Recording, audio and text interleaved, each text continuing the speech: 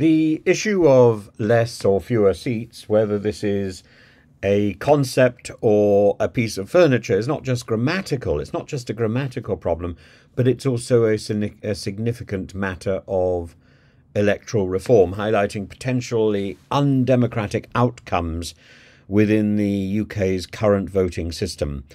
And the recent projection by the electoral calculus suggests a scenario where the Conservatives could win more seats despite receiving fewer votes than Labour.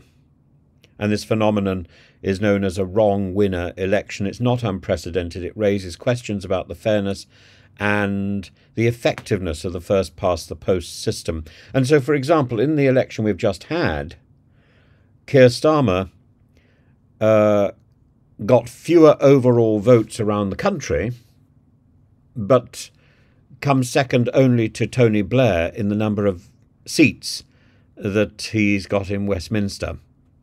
And the difference between the vote share of the Conservatives and of the Labour Party is only about 10%.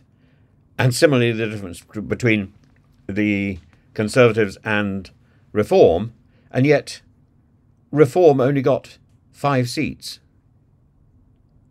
There's an element of madness in this. I'm not advocating here for reform. I'm advocating for a reformation of the electoral system, which seems to me to be deeply unfair.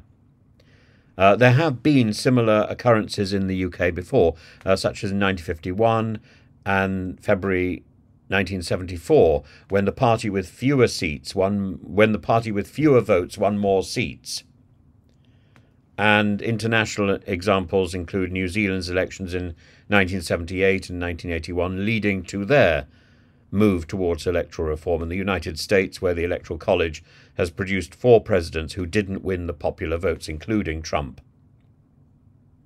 And the core issue lies in the first past the post system's mechanics, where winning constituencies by large margins does not translate into additional seats, resulting in many votes that are effectively wasted. And this inefficiency can lead also to electoral bias, where the system doesn't proportionally reflect the national vote in seat allocation. And although current biases have favoured the Conservatives, historically this has varied, affecting both major parties at various times. Proportional representation and the various versions of proportional representation are proposed as a solution to mitigate these biases.